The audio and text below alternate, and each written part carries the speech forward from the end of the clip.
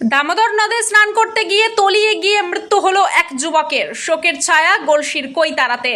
স্নান করতে গিয়ে দামোদর নদে তলিয়ে গেল এক যুবক। মর্মান্তিক এই ঘটনাটি ঘটেছে পূর্ব বর্ধমানের গলসির শিল্লাঘাট এলাকায়। মৃত যুবকের নাম মঙ্গলদীপ ঘোষ, বয়স 25 বছর। তিনি গলসির কৈতারা গ্রামের বাসিন্দা। স্থানীয় সূত্রে জানা গিয়েছে, বুধবার দুপুর প্রায় 12টা নাগাদ এক আত্মীয়কে বাইকে করে নদীর ওপারে পৌঁছে দিয়ে ফেরার পথে দামোদর নদে স্নান করতে নামে মঙ্গলদীপ। কিছুক্ষণের মধ্যেই নদীর জলে তলিয়ে যায় সে। দীর্ঘ সময় ধরে তাকে দেখতে না পেয়ে আশেপাশের লোকজন ঘটনাস্থলে ছুটে আসেন। খবর দেওয়া হয় গলসি থানায়।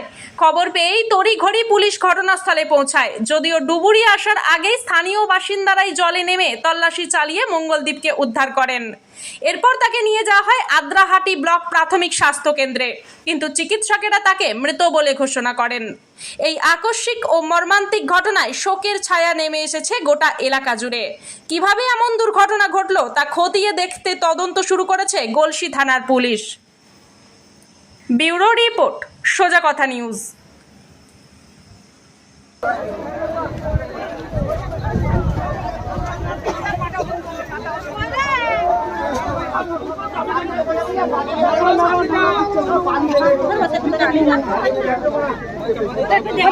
देखिए आपको सड़क